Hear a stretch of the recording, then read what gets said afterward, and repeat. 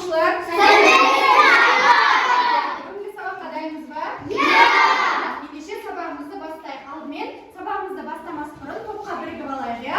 Ол үшін цифрлы сандық әдісін қолданамыз. Бізде бірінші топ алғырлар, екінші топ үлгірмеп, үшінші топ тапқырлар деп аталады. Қане, тез орындарға бірігейік, иә? Барын тездетеміз. Ерасыл, Зере, Аяру, Мариям.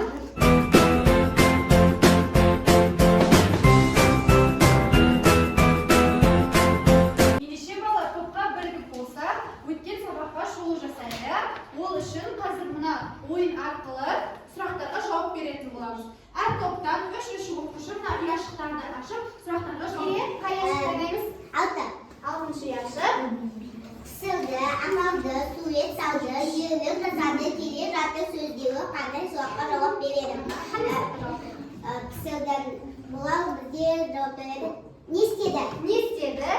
Қайырды. Қысылдан, не істеді? Апалды. Не істеді? Сурет салды. Не істеді? Жүйелі, жазады. Не істеді? Келе жатты. Дұрыс айтасыңдар. Бізде алғылар тобы барлық сұрақтарға дұрыс жауап берді. Кәне қол шапалақтаймыз.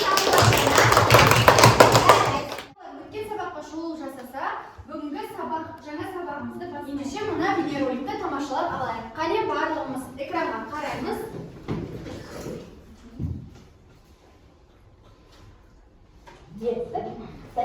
Етістік құрамына қарай екіге бөлінеді. Дара етістік және күрделі етістік. Дара етістік дегеніміз бір сөзден ғана тұрады. Күрделі етістік кемінде екі сөзден тұрады. Мысалы, дара етістік бір сөзден ғана тұр. Және күрделі етістік ұйықтап жатыр. Екі сөзден құралған.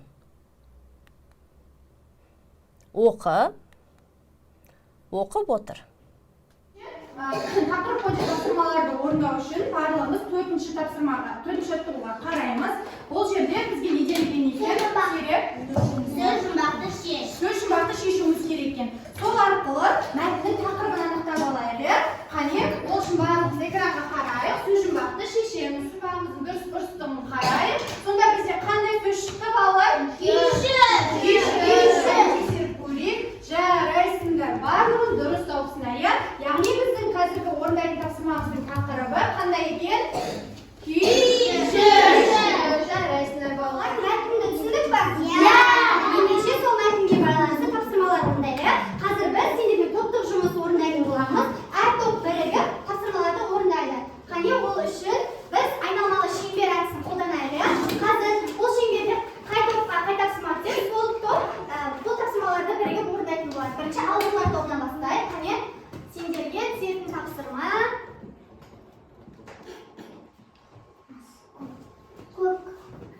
Яғни сендердің тапсырмаларың мәтіндегі етістіктерді теріп жазып, оларға сұрақ қоясыңдар. Топпен орындаймыз. 5 минут уақыт берем. Мәтіндегі етістіктерді жазып шығамыз. Қазір екінші топ сендердің тапсырмаларың. Біргілер тобының тапсырмасы. Мәтінге сүйеніп, өнер адамы қандай болу керектігі жайлы нұсқаулық жасаймыз. Топпен орындаймыз. Сендерге 5 минут уақыт беріледі. Ал бізде үшінші топтың тапсырмасы. Диана Нұрпейісова туралы не білеміз сол жайлы?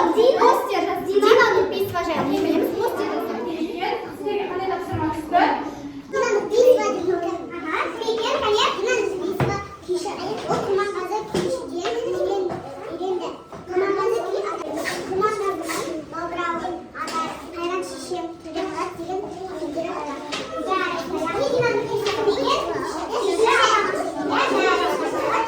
Тапсырманы орындап болсақ, келесі тапсырмаға қараймыз. Алтыншы тапсырмаға қарайықшы, қане барлығымыз бұны біз жүкпен бірге орындаймыз. Бұл жерде бізге не деген екен, Зере оқып жатшы. Күрделі етістіктерді теріп жаз. Мына жерден көрсетіліп тұрғандай, осы жерден күрделі етістіктерді теріп жазып, әр жазған етістігімізге 4 сөйлем құрап жазамыз. Қане, уақыт кетті, 5 минут уақыт береміз. Қане, уақыт аяқталды. Балалар тапсырманы орындап болдық па? Иә! Ендеше қазір тақтаға шығып жазайық, иә? Бізде алдыңғылар тобынан Зере шығып жазсын. Қандай сөйлем құрады? Тақтаға шығып жазады. Білгілер тобынан бізде Аяру шығады. Тапсырмалар тобынан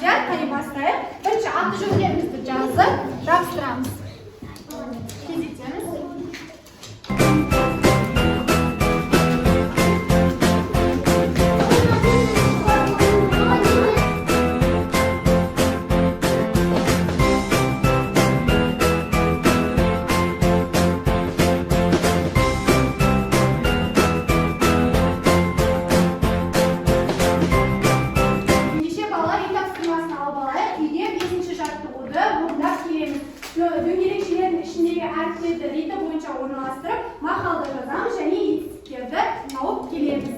Балалар, осымен